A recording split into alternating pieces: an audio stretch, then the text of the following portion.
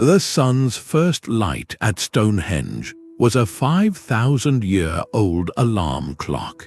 These ancient monuments are far more than art. They are humanity's first calendars carved in stone. This journey will reveal the hidden astronomical codes built into pyramids, temples, and megaliths across the globe. By the end, you will see every ancient wonder in a completely new light, understanding the universal language of the sky written in architecture. How did cultures with no modern tools achieve such celestial precision? And why did they encode this knowledge in mountains of rock? What does our own obsession with measuring time say about us today? That first glimmer of understanding did not start with grand theories, but with a simple, desperate need to eat. Before calendars or clocks, our ancestors lived at the mercy of the seasons. The difference between a bountiful harvest and a devastating famine could be a matter of weeks. So they looked up.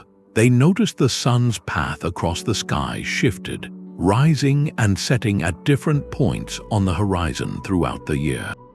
They watched the moon wax and wane in a predictable rhythm. They saw specific stars appear only at certain times. These were not abstract observations, they were survival bulletins. The summer solstice, the longest day, signaled the peak of growth. The winter solstice, the shortest day, marked the deepest cold, but also the promise of the sun's return. The equinoxes, with day and night in balance, were perfect guides for planting. For a community depending on crops, knowing these dates with certainty was everything. But how do you remember a point on an empty horizon? How do you pass that precise knowledge down to the next generation without written language? You build something that cannot be moved or forgotten. You align a massive stone to catch the sunrise on the solstice. You design a doorway so the equinox sun shines directly down a long corridor. You create a structure that interacts with the light in a specific, repeatable way. Archaeoastronomers like Anthony Aveni call these structures landscape clocks. The monument becomes the fixed hand, and the sun or moon becomes the moving light across its face. This was the genius of early timekeeping. It was communal, undeniable, and built into the very land they lived on. So these towering works of stone were not just temples to the gods, they were the first agricultural almanacs, the original public service announcements carved into the earth itself. This practical, urgent need to read the sky is the foundation upon which every mysterious alignment we find was built. That principle of survival through alignment found its most dramatic expression in the Solstice Marker. Think of a single stone standing alone on a high ridge. To us, it might look like a simple pillar, but to the people who placed it, that stone was a needle on a cosmic dial. At dawn on the longest day of the year, the summer solstice, the sun would rise directly behind it, setting the stone ablaze with a fiery halo.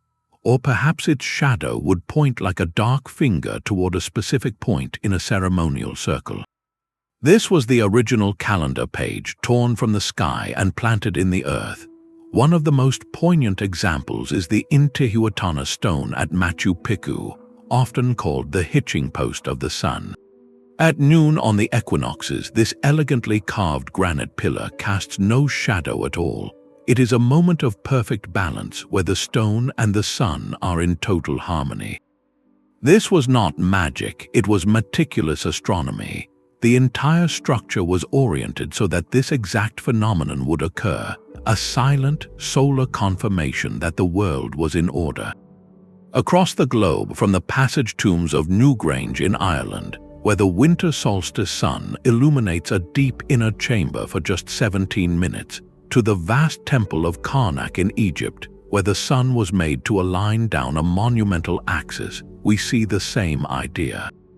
Architecture was used to capture, to freeze, a specific and critical moment in the sun's annual journey. Light itself became the hand on the clock. On the solstices, the sun reaches its extreme northern and southern limits on the horizon. These were the anchor points of the year, the longest day and the longest night. By building a marker that interacted with the sun only on these days, a community created an undeniable public event. Everyone could witness it. The priest, the farmer, the child, all saw the same beam of light strike the same altar. This turned an abstract astronomical concept into a shared sensory experience, a festival date set in stone. The precision required for these alignments is staggering, often accurate to within a fraction of a degree. This speaks not to a single brilliant architect, but to generations of careful observation, of trial and error, of knowledge passed down and refined over centuries. Why did cultures separated by oceans and millennia all arrive at this same solution? Because the sun was the one constant, the ultimate authority. Its cycle dictated warmth and cold, growth and dormancy, life itself. By hitching their stones to its journey, they built a bridge between their fragile human world and the immense, predictable rhythms of the cosmos. They turned fear of the unknown into a schedule written in light and shadow. But the sun was not the only timekeeper in the ancient sky. Its steady, annual rhythm marked the slow turning of the seasons. Yet another celestial body offered a quicker, more mysterious pulse. The moon, with its constant transformation from a slender crescent to a glowing full disk and back again, presented a different kind of challenge. Its cycles are faster, more complex, and intertwined with the solar year in a beautiful, intricate dance. To track the moon was to engage with a more subtle but equally powerful force. Its light governed the night, influenced the tides, and became woven into countless myths and rituals. So, just as they built for the sun, ancient astronomers also engineered stone to capture the moon's elusive patterns. This required a deeper, more patient kind of observation. While the sun's solstice points are fixed, the moon's rising and setting points on the horizon slide north and south over a much longer period. It takes roughly 18.6 years for the moon to complete this slow back and forth journey, reaching what are called its major and minor standstills, its own extreme limits. To build a monument that marked this 18.6-year cycle meant planning not for a single lifetime but for generations. The knowledge of where to place the stones had to be carefully preserved and passed down, a long-term project begun by grandparents for the benefit of their grandchildren's grandchildren. One compelling example is found at Warren Field in Scotland, a site dating back over 5,000 years. Archaeologists believe a curious arrangement of pits forms a calendar circle, designed to track not just the phases of the moon, but something even more sophisticated, the Metonic Cycle. This is a period of 19 years after which the phases of the moon recur on the same solar dates. It is a reconciliation of the lunar and solar calendars, a celestial harmony that would have been of profound significance. Imagine the dedication this represents. A community sets massive posts into the ground, knowing that the full meaning of their alignment will not be fully revealed for decades. This is not just marking time, it is weaving two different strands of time, the solar and the lunar, into a single, unified cosmic fabric. When we find evidence of lunar tracking in monuments, it often points to a culture deeply engaged with concepts beyond simple agriculture. It speaks to rituals scheduled by the moon's phase, to an understanding of tidal patterns crucial for coastal communities, or to a rich mythology where the moon was a deity, a guardian, or a cyclical symbol of renewal and change. It reveals an advanced, layered consciousness of time. They understood that life operates on multiple rhythms, some bright and annual like the sun, others soft, monthly, and generational like the moon. By encoding both into stone, they created a complete cosmic clock, acknowledging that to truly navigate their world, they needed to read all the lights in the sky. Yet the most ambitious architects of time looked beyond our solar system entirely. They fixed their monuments to the stars themselves, the seemingly eternal lights that wheeled across the night sky in a grand, silent procession.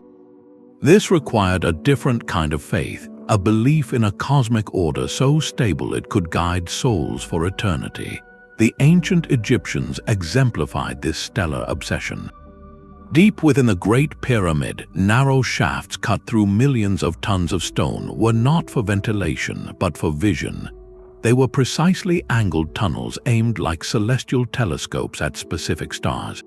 One shaft pointed directly to Theban, a star in the constellation Draco that served as the North Pole star during the pyramid's construction. For the Egyptians, this was no random pinpoint of light. It was the gateway to the imperishable realm, the destination for the pharaoh's soul after his passing. By aligning his tomb with Theban, the pharaoh's spirit had a direct path to join the eternal, unchanging gods in the heavens. This connection reveals a profound shift in thinking. Solar and lunar alignments marked the rhythms of life on Earth, the seasons of planting and harvest. But stellar alignments spoke to something beyond life, to the realm of the everlasting. The architecture became a launchpad for eternity, a stone rocket aimed at the afterlife. This ambition, however, collided with a slow, relentless truth about our planet. Earth's axis wobbles like a spinning top over a cycle of 26,000 years, a phenomenon called precession. This gradual shift means the entire star field slowly rotates over millennia. Theban is no longer our pole star, Polaris is.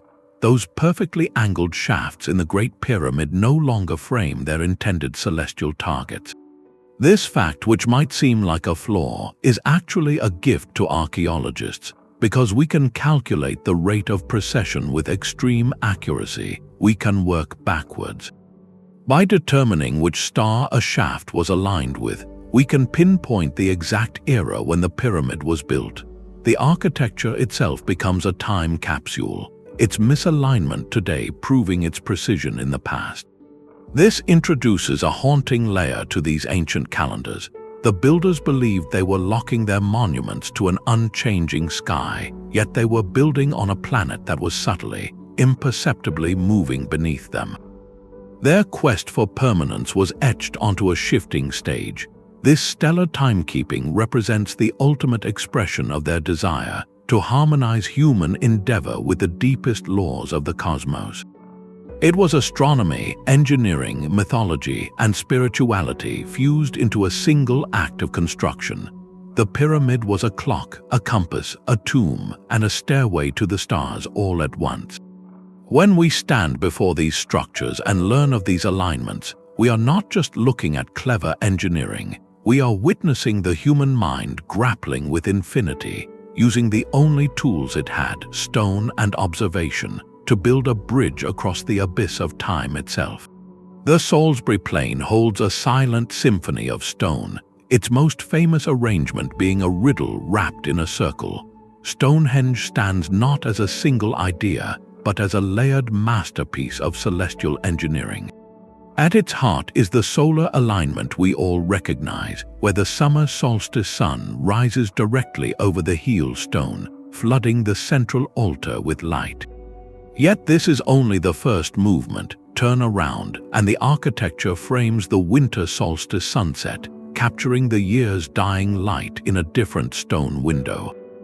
This dual alignment meant the monument served as a bookend for the entire solar year, marking both the zenith of light and the depth of darkness with equal solemnity. But the builder's vision reached even further, into the softer glow of the moon. The arrangement of the massive sarsen stones and the older bluestones appears calibrated to the moon's extreme rising points during its long 18.6-year cycle. This transforms Stonehenge from a simple solar calendar into a complex machine for tracking multiple celestial rhythms simultaneously. Perhaps the most intriguing clues lie in the Aubrey holes, a ring of 56 pits encircling the site. Researchers like Gerald Hawkins proposed these were not just post holes, but part of a primitive predictive computer. The theory suggests that by moving markers, likely small stones or posts, from hole to hole in a specific pattern, keepers of the site could track the passage of years and even anticipate eclipses. Eclipses, those moments when sun or moon were dramatically swallowed by shadow, were events of immense power and potential fear in the ancient world. The ability to predict them, even roughly, would have granted the monument's guardians profound authority, allowing them to frame a terrifying event as a known, managed part of the cosmic order. This possibility elevates Stonehenge from a passive observatory to an active calculating device, a Neolithic engine for modeling the sky. What makes this all the more staggering is the timeline. Stonehenge was not built in a decade or even a single lifetime. Its construction and modification spanned over 1,500 years through countless generations. This was not a king's vanity project. It was a society's enduring covenant with the cosmos.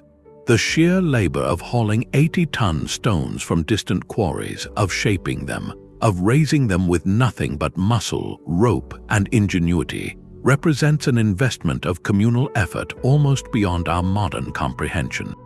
It tells us that understanding time, in all its solar, lunar, and perhaps eclipse-marked complexity, was worth that level of sustained sacrifice. Stonehenge became the ultimate symbol of ritual cohesion, a fixed point in a changing world where the community could gather to reaffirm their place within the grand, turning cycles of heaven and earth. It was their clock, their calendar, their cathedral, and their supercomputer, all built from sarsen and bluestone under the open English sky. Across the English Channel, a different desert sun baked a far grander and more permanent statement into the sand. The pyramids of Giza are not merely tombs, they are mountains of applied astronomy. The precision begins with the very ground they stand upon. The Great Pyramid of Khufu is oriented with its four faces almost perfectly to the cardinal directions north, south, east, and west. The error is astonishingly small, less than 1/15th of a single degree. To put that in perspective, if you drew a line representing the pyramid's base on a football field, that tiny error would amount to less than the width of a coin at the far end zone. This was not a lucky guess. It was a feat of engineering that required a profound and methodical understanding of the sky. One compelling theory suggests the ancient surveyors used the circumpolar stars, those that never set but rotate around the north celestial pole. By marking the rising and setting positions of a single star over the course of a night, they could bisect the angle to find true north with incredible accuracy. Another method might have used the sun's shadow cast by a vertical rod, tracking its arc to establish an east-west line. This foundational alignment to the four cardinal points did more than just make the structure look orderly. It anchored the pyramid, and by extension the soul of the pharaoh within it, to the fundamental axis of the world itself. But the architects looked beyond the poles to the constellations. Researchers like Robert Bovell have proposed that the layout of the three main Giza pyramids mirrors the three stars of Orion's belt. This celestial mirroring was deeply intentional. In Egyptian mythology, Orion was associated with Osiris, the god of the afterlife and rebirth. By duplicating this sacred pattern on the ground, the pyramid complex became a terrestrial counterpart to a divine realm, a permanent home for the king's spirit among the imperishable stars. This stellar connection is complemented by a solar one. The Great Sphinx, gazing eternally eastward from its guard post, is positioned to greet the rising sun on the equinoxes.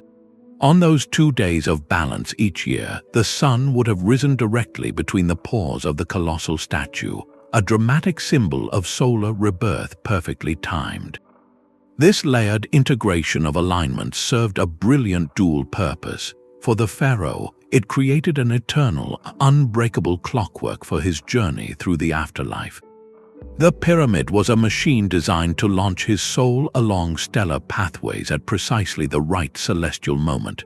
For the millions of people living in the Nile Valley below, this same cosmic order, dictated by the pharaoh, organized their entire world. The solar observations that positioned the Sphinx and regulated temple rituals also dictated the agricultural calendar, predicting the Nile's vital flood.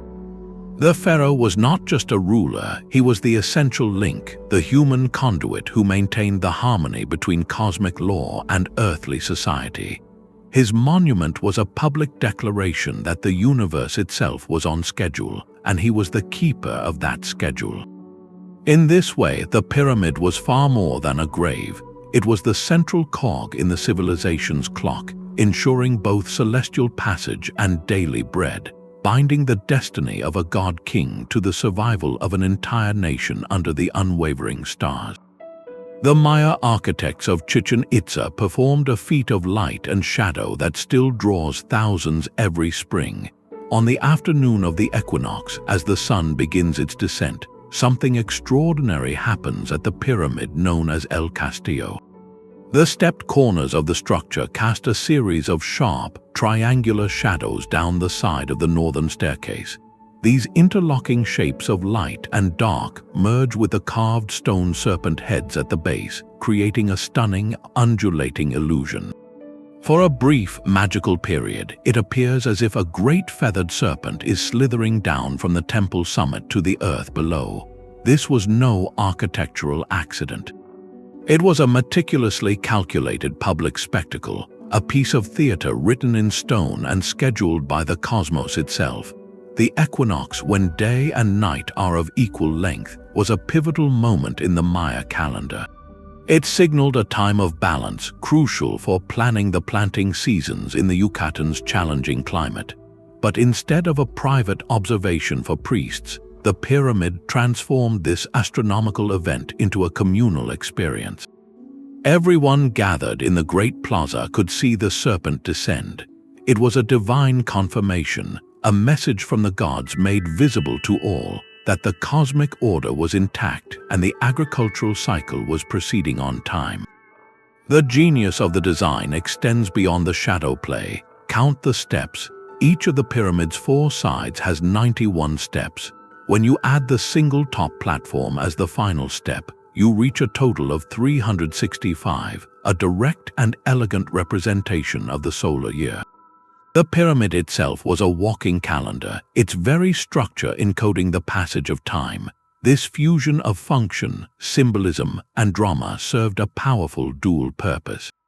It reinforced essential calendrical knowledge for the society's survival, turning an abstract date into an unforgettable visual myth. Simultaneously, it solidified the authority of the ruling class, who were seen as the mediators of this celestial drama. By orchestrating this connection between the heavens and the people, they demonstrated their unique role as the keepers of time and the interpreters of the god's will. In this way, El Castillo was more than a temple. It was a civic clock, an agricultural almanac, and a political statement, all achieved through the masterful manipulation of sunlight on stone. The celestial blueprints were flawless, but the true test was moving them from the mind's eye to the solid earth. How do you turn a pinpoint of light on the horizon into the corner of a 5 million ton pyramid? The answer lies not in mystical power, but in ingenious hands-on engineering. Before the first foundation stone was laid, ancient surveyors faced a monumental practical challenge. They had to translate the perfect, abstract geometry of the sky into a massive physical structure on often uneven ground. Their toolkit was deceptively simple, yet devastatingly effective. At its heart was the gnomon, essentially a vertical stick planted in the earth. By meticulously tracking the moving tip of its shadow over the course of a day, they could establish a true north-south line. They could map the sun's highest point, marking noon, and by extension, chart the changing length of the shadow to determine the solstices. This humble tool was their primary interface with the solar clock. For the stars, the Egyptians developed the Merkit, a brilliant instrument of elegant simplicity. It consisted of a plumb line hung from a palm rib used like a surveyor's sight. A priest astronomer would wait for a specific star to cross an imaginary meridian line in the sky, using the plumb line to ensure his sighting was perfectly vertical. His partner, stationed some distance away, would then mark the spot indicated by his alignment. By repeating this process night after night, year after year, they could plot the precise rising and setting points of crucial stars with remarkable accuracy. This was the celestial groundwork, the patient, nightly labor that eventually dictated where a pyramid's corner would be set for all eternity. But geometry on the ground required its own tools. The most fundamental was the humble rope. By stretching a cord between two stakes and using it as a giant compass, they could scribe perfect circles, the basis for stone circles like Stonehenge. Even more impressively, they understood the principles of the 3-4-5 triangle, a method for creating perfect right angles. If you take a rope and mark it into 12 equal segments, then form a triangle with sides of 3, 4, and 5 segments, the angle between the 3 and 4 unit sides is a perfect 90 degrees. There is strong evidence the Egyptians used this rope stretching technique, a practice so sacred it was associated with the goddess Seshat, the divine scribe and measurer. This simple knowledge allowed them to lay out the perfectly square bases of their pyramids on a scale that still defies belief. The process from observation to monument was a marathon of precision. It began with generations of watching a solstice sunrise or a star's culmination, marking that point on the horizon with a temporary wooden post or a cairn of stones. Over decades, a series of these markers would create a reliable map of the sky's extremes on the landscape. Only then came the architectural design, a plan to immortalize those alignments in stone. The construction itself was a staggering feat of logistics and social organization, quarrying 80-ton sarsen stones, floating 200-ton granite blocks down the Nile on barges, coordinating thousands of workers with food, shelter, and purpose. This was the world's first large-scale project management. It speaks to a society capable of breathtaking long-term planning and communal effort, where the reward was not a paycheck, but a shared piece of eternity. When we stand in awe of the final product, we must also remember the quiet, patient genius that preceded it, the slow marking of shadows and stars that allowed humanity to build its own mountains in conversation with the cosmos. Yet the stones themselves did not watch the sky. That sacred duty fell to a specialized class of individuals who stood between the people and the cosmos. In every culture that built these monumental calendars, we find a figure of immense authority, the priest astronomer. In Mesopotamia, they were the scribes who meticulously recorded celestial omens on clay tablets. For the Maya, they were the daykeepers, the guardians of the sacred calendar rounds. Their role was not merely academic, it was existential. By observing the slow dance of the heavens, these individuals learned to predict its most dramatic events. The ability to foretell a solar eclipse, to announce the precise day of the solstice before the sun itself revealed it, this was a power that seemed almost divine. It meant they could communicate with the forces that governed life and death.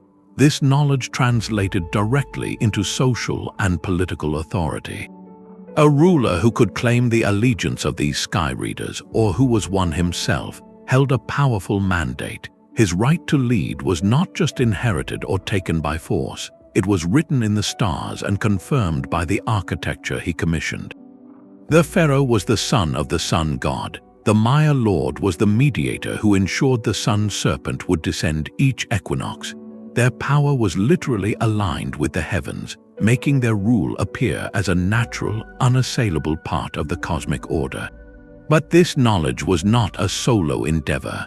The construction of a solar pyramid or a lunar observatory required the coordinated effort of an entire society.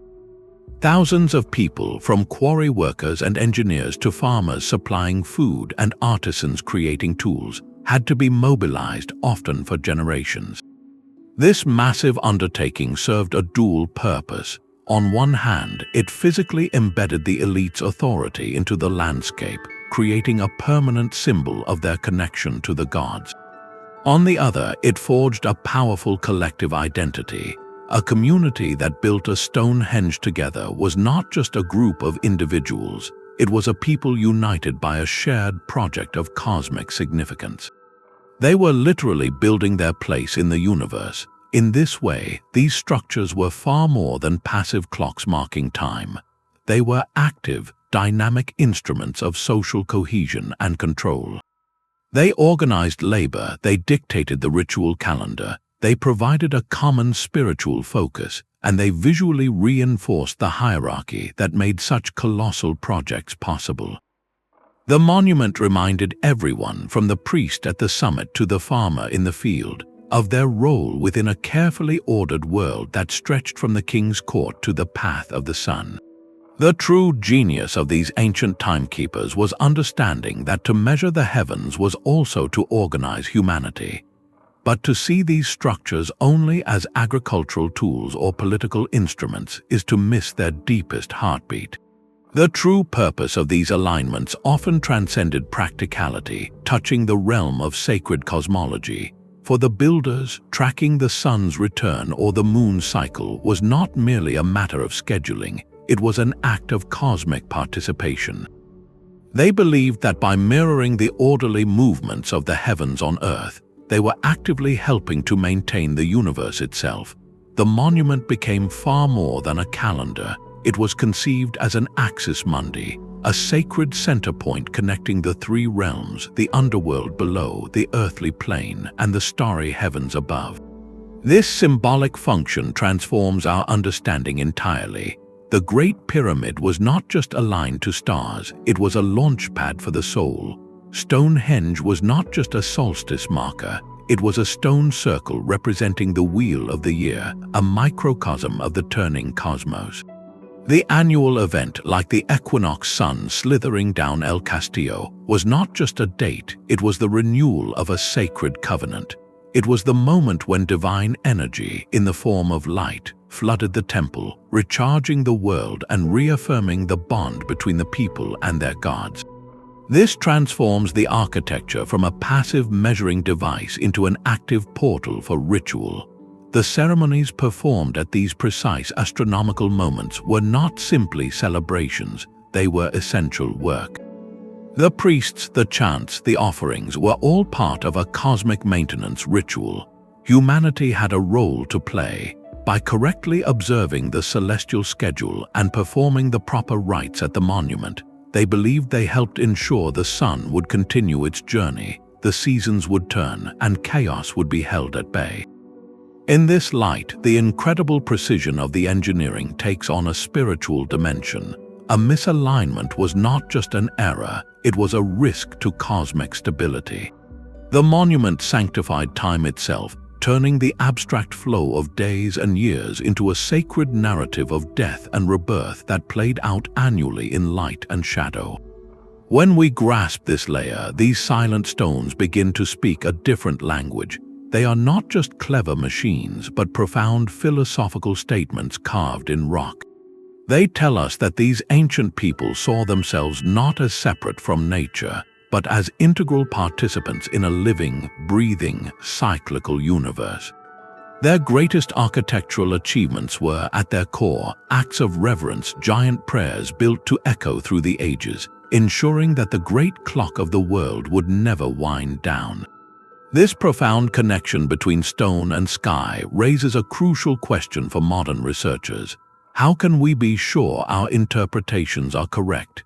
The field of archaeoastronomy, the study of ancient astronomy, walks a delicate line between scientific discovery and informed speculation. One of its greatest challenges is a very human tendency called confirmation bias. When we look at an ancient monument with our modern knowledge of astronomy, it is incredibly easy to see patterns we already expect to find. A row of stones might point toward the summer solstice sunrise, but was that the builder's intent, or is it simply a coincidence dictated by the local hills and valleys? To navigate this, researchers employ powerful statistical tools. They do not just look at one alignment, they analyze hundreds of potential sightlines from a site. They ask, what are the odds that this many stones would point to significant celestial events purely by random chance? If the probability is vanishingly small, the case for intentional design grows strong. This mathematical rigor separates compelling evidence from mere coincidence, turning a suggestive line of stones into a credible ancient observatory. Yet statistics alone are not enough. A deeper, more nuanced challenge lies in understanding cultural context. We must resist the temptation to overlay our modern, Western scientific framework onto an ancient worldview. For us, the solstice is an astronomical event caused by the tilt of Earth's axis. For a Neolithic farmer, it might have been the day the sun god was reborn, or a giant stag carried the sun back from the underworld. The true meaning of an alignment is not found in our textbooks, but in the myths, artifacts, and surviving texts of the culture itself. A shaft in a pyramid aligned to Orion's belt is not just an interesting fact, it is a direct reference to the Osiris myth, a spiritual pathway documented in their own funerary text. This critical, holistic approach is what transforms archaeoastronomy from a hunt for cool alignments into a serious dialogue with the past. It requires humility, acknowledging that we may never fully grasp the symbolic richness they saw in the stars. But by rigorously testing our ideas against both the hard numbers of statistics and the soft evidence of culture, we ensure our fascination is anchored not in romantic fantasy, but in the solid ground of evidence. We learn to listen to what the stones are actually saying in the language of their builders, which was always a blend of precise observation and profound celestial story. High on the slopes of Mount Parnassus, a different kind of power spoke through stone. The Oracle of Delphi, where priestesses channeled divine prophecy, was the spiritual heart of the ancient Greek world. For centuries, kings and commoners alike made the arduous pilgrimage to seek guidance from the god Apollo, spoken through the Pythia in her sacred trance. While the site is famed for its mystical vapors and political influence, a quieter question lingers in its ruins. Was the architecture itself whispering to the heavens? Some researchers looking beyond the myths propose that the Temple of Apollo and the entire sacred precinct held a subtle astronomical alignment. Unlike the dramatic solstice markers of earlier cultures, this would have been a more refined gesture, a classical nod to the cosmos. The temple's orientation, along with the precise geometry of its surrounding terraces and treasuries, may have been designed to capture the rising sun on specific, significant dates. One compelling theory suggests the alignment marked the anniversary of Apollo's mythological arrival at Delphi, when he was said to have slain the serpent python to claim the site. On that morning, the first rays of dawn could have illuminated the temple's inner sanctuary, or a diton where the Pythia sat, bathing the seat of prophecy in a symbolic light of the god's presence. This would transform the temple from a static house of worship into a dynamic, annual confirmation of Apollo's patronage. It served as a celestial birthday candle lit by the sun itself. This idea, while debated and less explicit than a pyramid shaft, opens a fascinating window.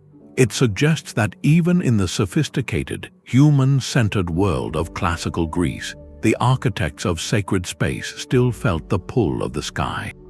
They understood that a god associated with light, music, and order like Apollo deserved a temple in harmony with his celestial domain. The alignment would not have been for public timekeeping, but for a more intimate spiritual resonance. It connected the god's mythic narrative to the real, observable rhythm of the year, enhancing the sacred potency of the place by weaving it into the fabric of cosmic time. Delphi reminds us that the practice of architectural alignment was a fluid, adaptable tradition. It could be as bold as a pyramid pointing to a star, or as subtle as a sunrise glancing off a marble column on a holy day. The goal remained the same, to build a bridge between the human realm and the forces that governed it, using the most reliable language they knew, the silent, predictable motion of the heavens. But what if a civilization chose not to build upward, but to draw across the earth itself? In the arid plains of southern Peru, a different kind of timekeeping monument sprawls across the desert floor. The Nazca lines are not towers of stone, but a series of colossal geoglyphs, vast designs etched into the dark desert pavement to reveal the lighter earth beneath. From the air, we see a hummingbird with wings outstretched, a sinuous monkey, a perfect spiral, and kilometers-long straight lines that run to the horizon. For generations, these cryptic drawings fueled speculation about alien runways or ancient maps. Yet a more grounded, and perhaps more profound, theory suggests they formed a giant calendar painted on a desert canvas. The researcher Maria Reich dedicated her life to studying these lines, proposing that many were not random art, but precise astronomical alignments. She believed specific lines functioned as sighting devices, pointing directly to the rising or setting positions of the sun, moon, and important stars on critical dates like the solstices. One of the most famous figures, the spider, is thought by some to be a terrestrial mirror of the constellation Orion, its carefully drawn legs corresponding to specific stars. This transforms the entire Nazca Plateau from a passive landscape into an active observatory.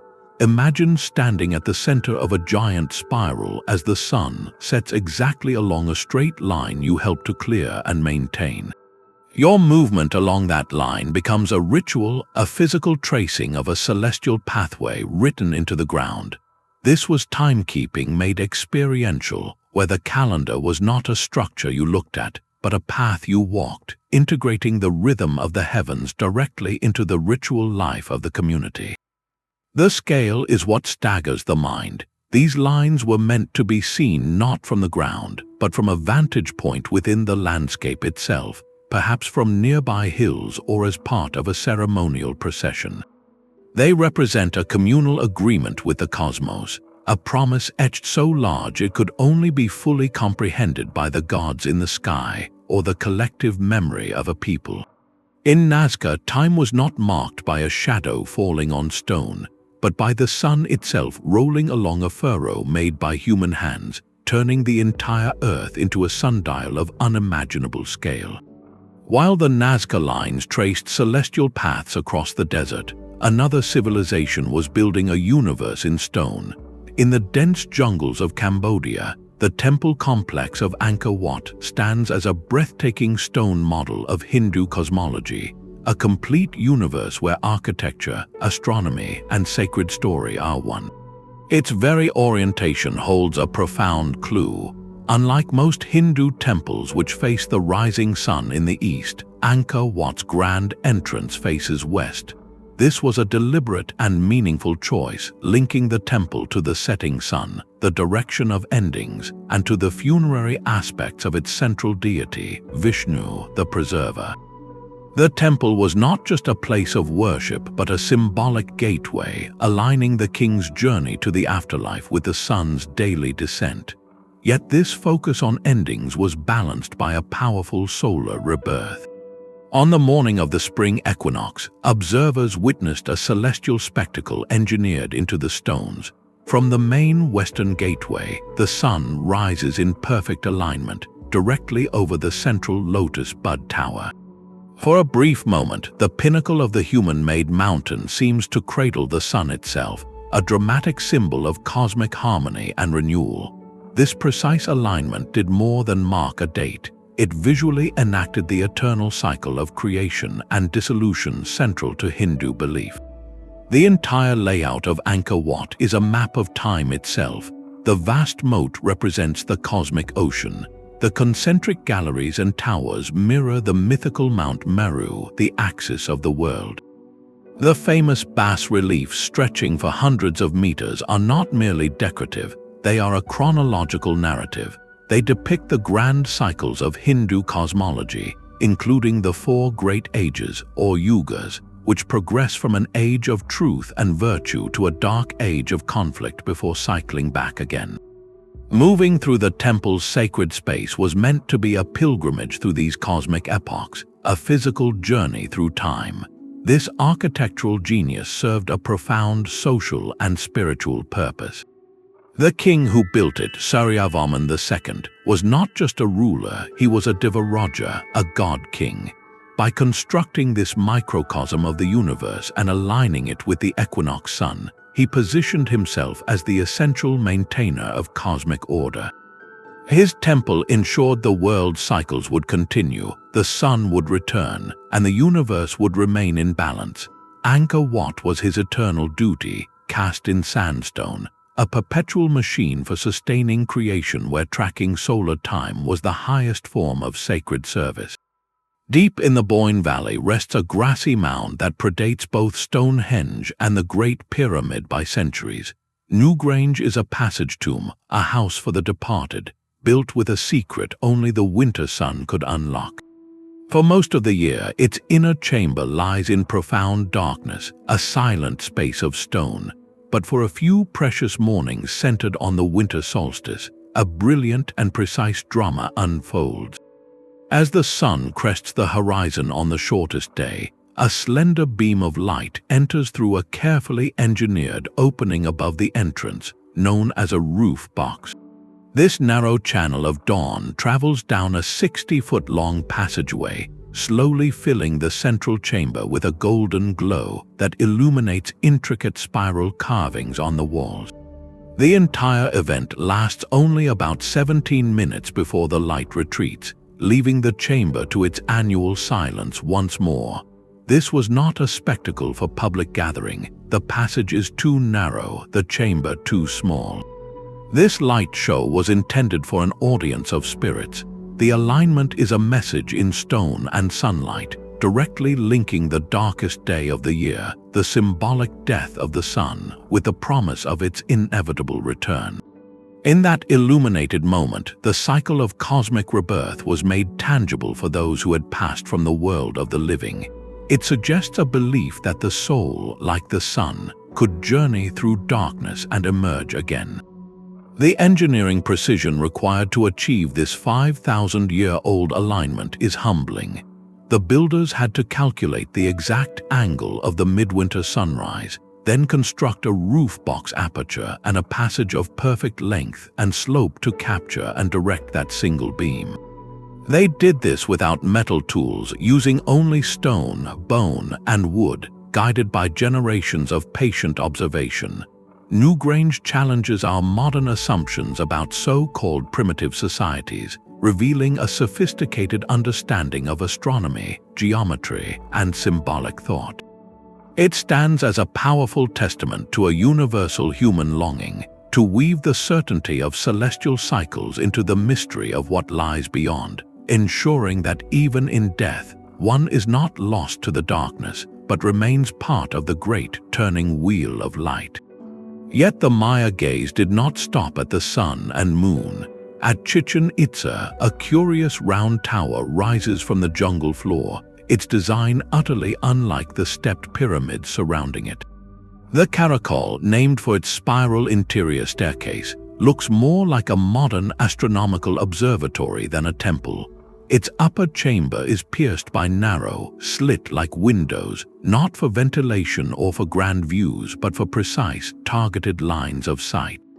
This was not a monument for public spectacle, but a sophisticated instrument for priest astronomers. Researchers discovered that these windows frame the extreme northern and southern points on the horizon where the planet Venus sets. For the Maya, Venus was not just a bright star, it was a deity, an avatar of their feathered serpent god Kukulkan, and its movements were a direct script for human affairs. They had calculated its complex synodic cycle, the time it takes to return to the same position relative to the sun, at 584 days with astonishing accuracy. This knowledge was power of the most literal kind. The Maya believed Venus' first appearance as the morning star was a time of peril and ill omen, while its reappearance as the evening star signaled a period of fortitude. They scheduled critical events of state, particularly warfare and the coronations of kings, around this celestial timetable. To go to war under a favorable Venus alignment was to have a god as your general. The caracol's base platform also aligns with the sunset on the solstices, grounding the structure in the solar year while its windows tracked the planetary cycle. This represents a monumental leap in celestial timekeeping. It moves beyond marking the broad rhythms of seasons to predicting the intricate dance of a specific planet, applying rigorous mathematics to the sky for strategic, worldly ends. The tower is a testament to a civilization that saw the cosmos as a detailed blueprint, where the fate of kingdoms was written in the motions of a wandering star. High on a sun-baked butte in Choco Canyon, a silent collaboration between stone and light performs an annual miracle. The ancestral Puebloans engineered a celestial clock unlike any other, known today as the Sun Dagger. Here, 3 massive stone slabs, fallen from the cliff face above, lean against the rock wall. Behind them, someone carefully carved 2 spirals and other petroglyphs into the sandstone. This was not random art. It was the face of a clock, and the sun was its only moving part. At precisely noon on the summer solstice, a brilliant dagger of sunlight pierces the gap between the slabs, slicing directly through the center of the larger spiral. On the winter solstice, twin daggers of light bracket the same spiral, and during the equinoxes, a single shaft of light touches a smaller, adjacent carving. This was a dynamic, living calendar, a spirograph drawn by the sun itself. The genius of the design is its elegant simplicity. It required no gears, no levers, no human adjustment. Once the slabs were positioned with meticulous care, the calendar ran itself, powered by the Earth's orbit.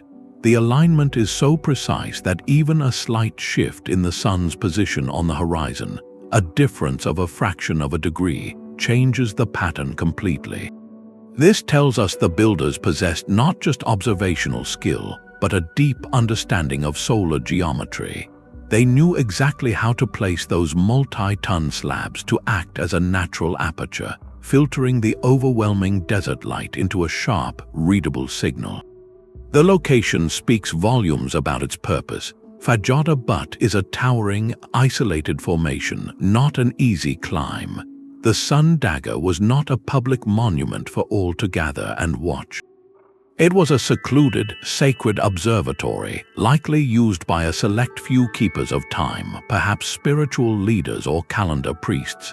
They would ascend to this high place to read the sun's message, to confirm the pivotal turning points of the year. This knowledge was then carried down to the great houses in the canyon below, informing the community when to plant, when to hold ceremonies, when to prepare for the changing seasons. The Sun Dagger transformed an abstract astronomical event into a tangible, repeatable phenomenon witnessed by a trusted intermediary. It was a secret handshake between the heavens and the holy, a way to translate cosmic law into a practical guide for survival in a demanding landscape. In its perfect fusion of natural rock and human intention, it stands as one of the most beautiful and intimate timekeeping devices ever created. A reminder that sometimes the most profound calendars are not built but revealed. This global pattern of building with the sky raises a fascinating puzzle. From the windswept plains of Britain to the high deserts of Peru, cultures who could never have met all raised stones to mark the same solstice sun. How do we explain this worldwide echo? Scholars have long wrestled with 2 possibilities: diffusion versus independent invention. The diffusion theory suggests a single, ancient source of astronomical knowledge that slowly spread across the world, carried by migrating peoples or lost civilizations. It is a tantalizing idea, hinting at a forgotten golden age of global explorers. Yet the evidence for such a prehistoric connection is thin, more the stuff of legend than archaeology. The more widely accepted explanation is far more profound in its implications. It is the idea of independent invention. The sun and moon are universal. Every human on every continent watched the same sky. The pressing need to predict seasons for survival was also universal. Faced with identical problems, the human mind, no matter where it was, arrived at similar solutions. It is a testament to our shared cognitive toolkit, When you need to remember where the sun rises on the longest day, the most permanent solution is to put a big rock there. This simple, elegant logic could have been discovered and rediscovered countless times. The similarities in our ancient monuments are not a sign of copied blueprints, but of a common human genius responding to a shared cosmic rhythm. Yet some parallels give even the most skeptical researcher pause. The Maya and the Babylonians, separated by an ocean and millennia, both developed incredibly precise calendars for the planet Venus, viewing it with a mix of awe and dread. Is this pure coincidence or a whisper of some unimaginably ancient, shared observation? While most experts see it as a stunning example of independent intellectual achievement, the mystery adds a layer of wonder. It suggests that when humanity looks up with a question, the answers we find in the stars may inevitably shape our hands here on Earth in similar ways. This global pattern ultimately tells a story not of a single lost teacher, but of our collective birthright as a species curious about our place in the universe. The stories told around ancient fires were the world's first textbooks. A thrilling tale of gods and monsters was far easier to remember than a dry list of star positions or flood dates. Mythology became the perfect container for preserving complex astronomical knowledge, wrapping essential data in the compelling cloak of narrative. The Egyptian story of Osiris is a profound example. Osiris, the god of fertility and the afterlife, is killed and dismembered by his brother Set. His devoted wife, Isis, gathers his pieces and briefly restores him to life, conceiving their son Horus, who eventually avenges his father. On one level, it is a powerful drama of betrayal, love, and justice. But on another, it is a precise allegory for the natural world. Osiris represented the life-giving Nile floodwaters. His death mirrored the river's low period, a time of drought and hardship. Isis's mourning and search for his body symbolized the long, dry months of waiting. The conception of Horus coincided with the Nile's annual inundation, the return of life giving water and fertility to the land, and Osiris's resurrection as lord of the underworld connected this earthly cycle to the eternal stars, specifically to the constellation we call Orion.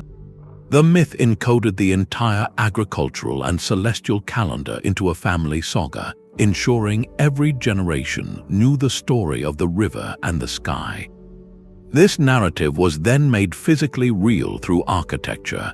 Temples dedicated to Isis were often aligned so that on the morning the star Sirius, known as the Star of Isis, first became visible just before dawn, its light would pierce the temple's inner sanctuary. This event, called the heliacal rising of Sirius, reliably predicted the Nile's flood.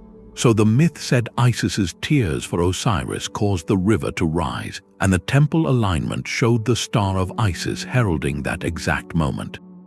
The story, the star, and the stone all sang in perfect harmony, turning an abstract astronomical observation into a sensory, sacred, and unforgettable experience. The same principle applied to the Greek constellation of Orion. The myth of the boastful hunter placed among the stars explained his prominent position in the winter sky. By knowing the story of Orion, any storyteller could point out the constellation's distinctive belt of 3 bright stars, using the narrative as a celestial map. This fusion of myth and monument created a self-perpetuating system. The alignment at the temple made the myth feel true and immediate. The engaging myth, in turn, preserved the reason for the alignment long after the original architects were gone. It was knowledge made resilient, woven into the very fabric of cultural identity. To forget the story was to risk forgetting when to plant, when the floods would come, when the heavens signaled a time for ceremony or harvest. These were not primitive superstitions, but sophisticated pedagogical tools.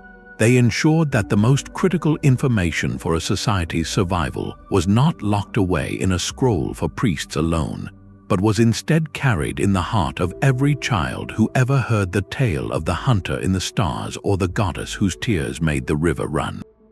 The great stone calendars did not tick forever. A quiet revolution began not with new monuments, but with smaller, more personal tools.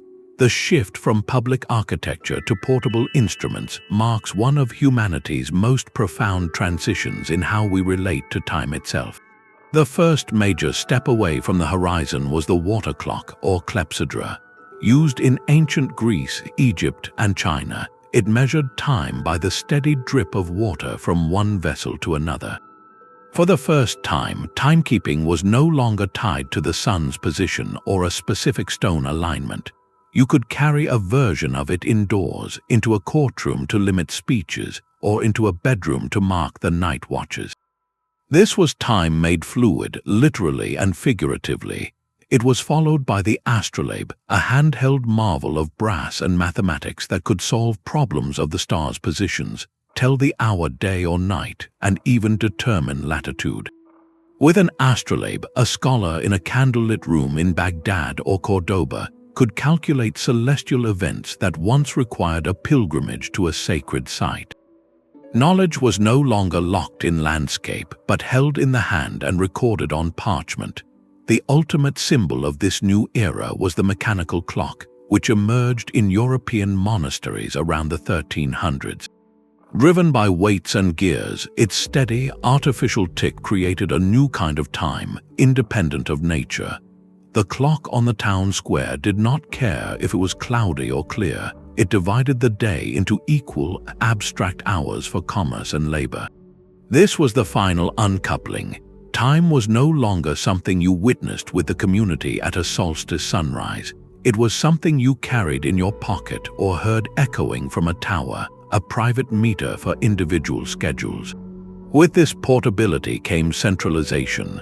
The complex understanding of cycles that was once communal knowledge, reinforced by annual festivals at the monument, became the specialized domain of scribes, monks, and early scientists.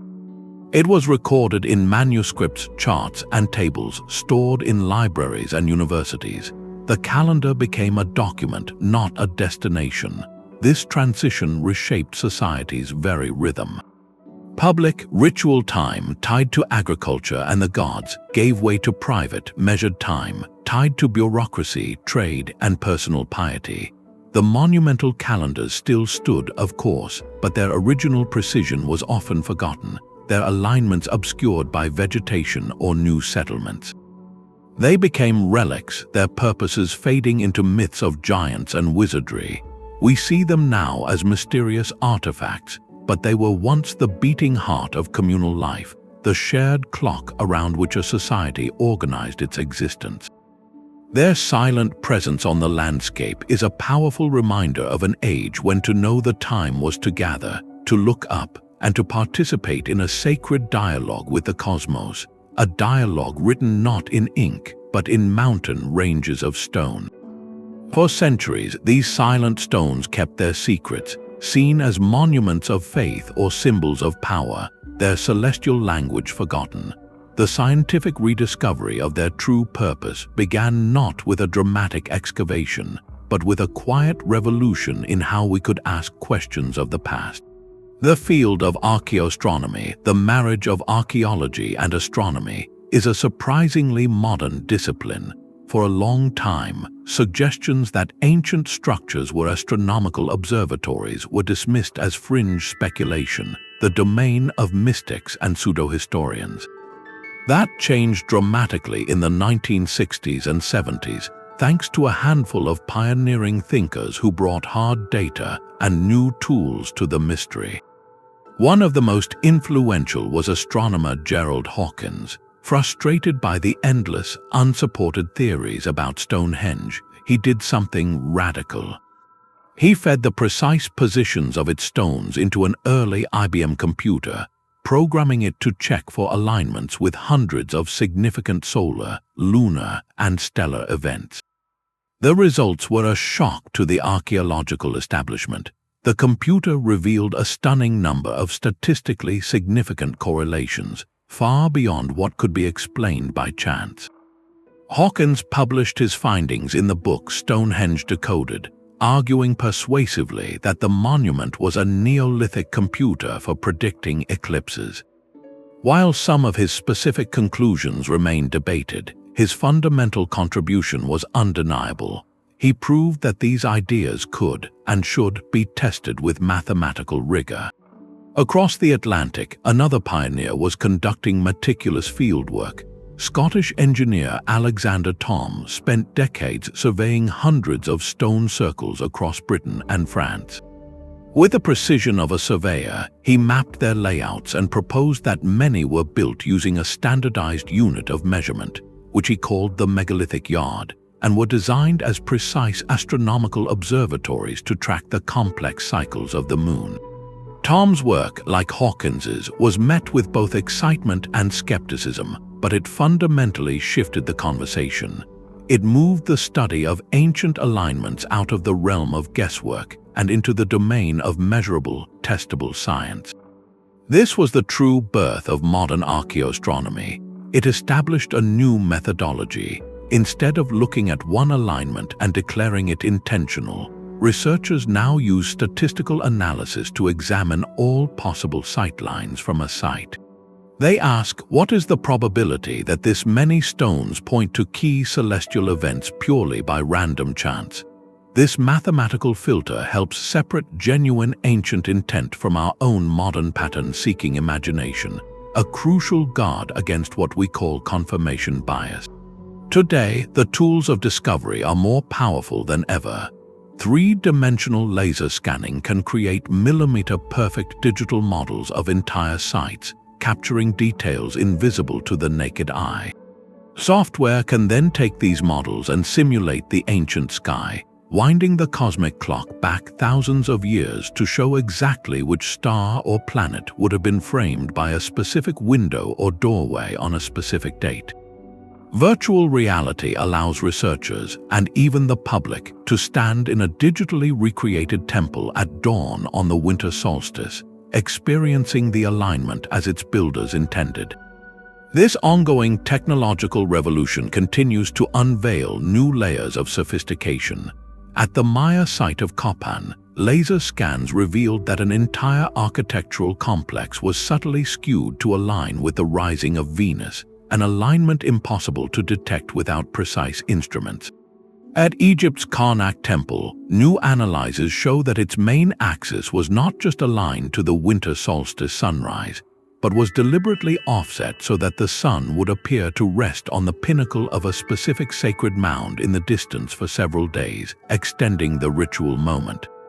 Each discovery peels back another layer, revealing that our ancestors were not just marking time, they were composing intricate symphonies in stone with movements for the sun, the moon, and the wandering planets.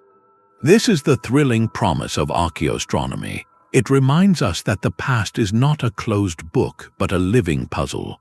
The great stone calendars have been patiently waiting, and now, under the light of the modern sun and the glow of computer screens, they are finally beginning to tell their full story. That long-term vision etched in stone offers a quiet rebuke to our own fleeting moment. These structures stand as masterclasses in sustainability, not in the modern sense of reducing a carbon footprint, but in the ancient, profound sense of building for time itself. The architects of Stonehenge or the Great Pyramid did not plan for a decade or even a single lifetime. They planned for eternity. They invested the labor of thousands, the resources of a society, into projects whose full utility and meaning would unfold over centuries. This represents a radical form of stewardship, a covenant with the future. The knowledge of solstices and star cycles was not a secret to be hoarded, but a public trust to be embedded in the landscape, a permanent gift to children yet unborn. Their calendar was not imposed upon nature, but patiently learned from it, a rhythm observed in the swing of the sun and the turn of the seasons. This created a fundamental harmony. The monument did not conquer the land, it conversed with the sky, using the environment itself as the essential component of its function. In our age of rapid climate shifts and digital artifacts that vanish with a server crash, this mindset feels almost alien. We measure success in quarterly reports and news cycles, while they measured it in generations and galactic alignments. Their work asks us a difficult but vital question. What are we building today that will speak to people 1,000 years from now? Not necessarily in stone, but in knowledge, in cultural practice, in our relationship with the natural world. Perhaps the lesson is not to go and build more pyramids, but to rediscover the value of creating lasting, meaningful markers in our shared life, markers that reconnect us to the slower, deeper rhythms we have largely forgotten. The silent endurance of these sites challenges our obsession with the immediate. They whisper that the most important things, the true foundations of a civilization, are those planned with the far future in mind, crafted not for our own consumption, but as a bridge across the abyss of time for those who will come long after we are gone. The shadow of a sensational story often falls across these ancient stones. In popular culture, the narrative of how early civilizations tracked time is frequently overshadowed by far more dramatic and far less grounded tales. We hear whispers of visitors from other worlds, of lost continents like Atlantis holding all the answers, of technologies so advanced they defy our understanding of history itself. These stories are captivating, there is no denying their appeal. They offer a simple, thrilling explanation for the monumental and the mysterious. Yet to accept them is to commit a profound disservice to the very people whose legacy we are trying to understand. There exists not a single piece of verifiable archaeological evidence, not one artifact, inscription, or geological finding that supports the idea of extraterrestrial architects or a globally advanced progenitor civilization. These theories, often grouped under the banner of pseudo-archaeology, flourish in the gaps of our knowledge, but they wither under the steady light of evidence and reason. More importantly, they carry a subtle, damaging implication. By suggesting that ancient humans were incapable of such feats on their own, that they needed outside intervention to raise a stone or chart a star, we strip them of their genius. We turn their patient, collective triumph into a passive receipt of alien technology or forgotten magic. The truth, as uncovered by decades of rigorous research, is infinitely more empowering.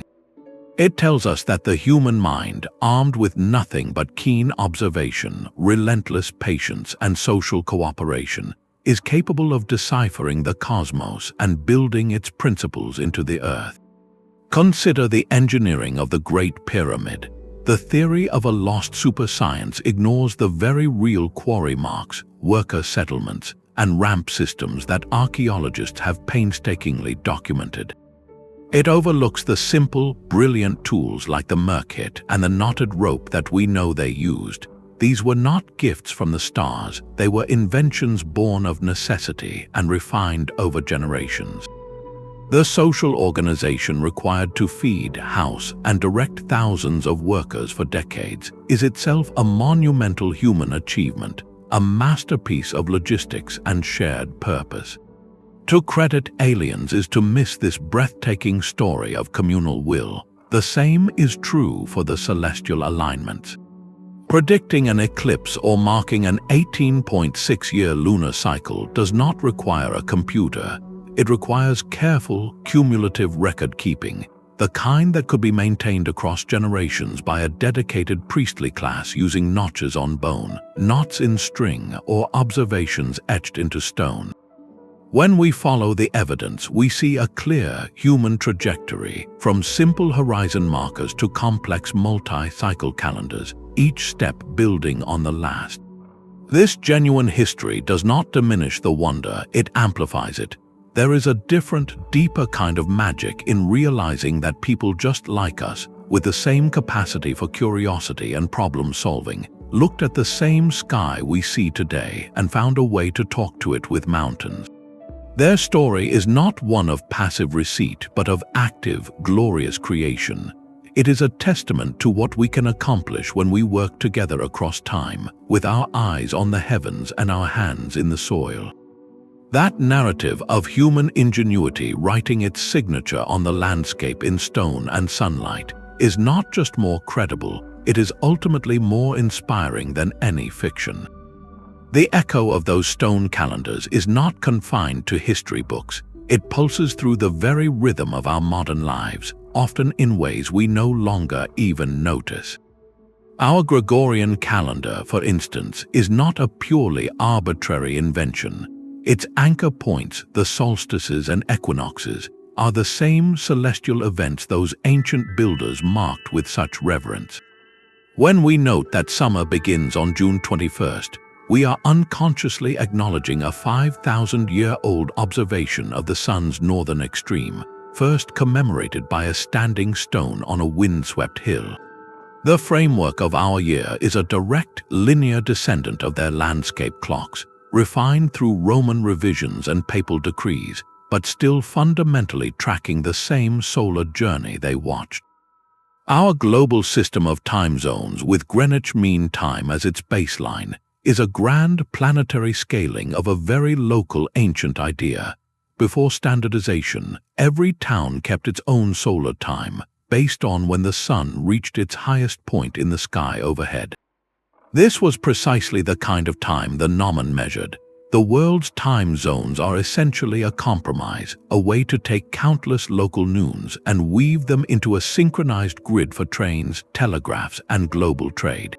It is the ultimate expression of taking a principle born from survival, local solar time, and expanding it to manage the complexity of an interconnected world. We have traded the village sundial for an atomic clock in Colorado, but the underlying need to coordinate human activity with a shared temporal standard remains utterly unchanged. Look at contemporary architecture, and you will see the ancient dialogue with light continues.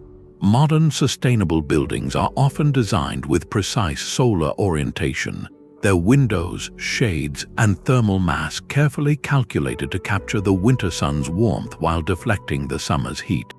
This is not just energy efficiency, it is a sophisticated re-engagement with the very principle that guided the builders of Newgrange or the sun dagger. We are once again using structure to harness a celestial cycle, not for ritual but for comfort and conservation. The impulse to build in harmony with the sun's path, to let architecture be shaped by the sky, has found a new, vital expression. Perhaps the most telling legacy is found in our enduring need to ritualize time itself with built space. We may not gather at a pyramid for the solstice, but we still construct elaborate stages for temporal celebration. The sundial in a quiet garden is a personal monument to the sun's passage. The dazzling midnight ball drop in Times Square is a modern, global spectacle that uses architecture, light, and mass gathering to mark the transition from one year to the next with unforgettable drama. It is our secular, steel, and neon equivalent of watching the sun dagger strike the spiral.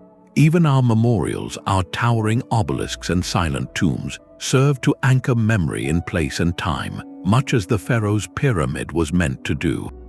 This reveals a profound continuity. The ancient impulse was never just about practical timekeeping. It was about making time meaningful, tangible, and shared. It was about using the solid, lasting medium of construction to give weight to moments that would otherwise slip away like shadows. We still possess that same desire. We still feel the need to build our calendars into our world, to create shared experiences that turn the abstract tick of a clock into a story written in light, stone, and collective memory. In this way, every time we pause to watch a sunset framed by a city skyline or gather with others to count down to a new beginning, we are participating in the oldest human tradition of all, weaving our fleeting lives into the enduring tapestry of cosmic time. From the solstice sunrise at Stonehenge to the serpent shadow at Chichen Itza, we have walked through a world built not just of stone but of time itself. These ancient architects did more than construct monuments. They engineered conversations with the cosmos, turning silent observation into a language of light and shadow that guided harvests, governed rituals, and gave order to entire societies. Their work was a brilliant fusion of the practical and the profound, where knowing when to plant a seed was as sacred as knowing the path of a soul among the stars. They remind us that our first clocks were not devices we held, but experiences we shared, written into the very land we inhabited. The archaeologist Jacquetta Hawkes once observed that every age has the Stonehenge it deserves or desires. It is a striking thought. Those massive trilithons and precisely angled pyramids were the ultimate expression of what their builders valued most, a permanent harmony between human life and the celestial order. So what does our own age desire to build into the landscape? What silent messages are we etching into our world for future generations to one day decipher? Perhaps they will look at our sprawling cities and see a different kind of alignment, not to solstices, but to networks of energy and information. They may study our greatest structures and find them calibrated not to the rising of Venus, but to ideals of sustainability, community, or resilience. The fundamental impulse, however, remains unchanged. It is the human need to make our mark, to create something lasting that speaks of our understanding of the world and our place within its grand, turning cycles. These ancient stone calendars challenge us to look up from our digital screens, to remember the older, slower rhythms that still pulse beneath our feet and above our heads. They invite us to consider what it means to build for a future we will never see, to plant a seed of knowledge that may not fully bloom for 1,000 years. If this journey into humanity's first dialogue with the sky has sparked your curiosity, we would love to hear your reflections. What ancient site speaks most powerfully to you?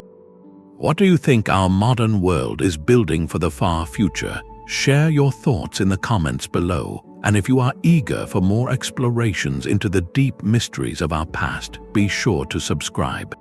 Until next time, keep looking up.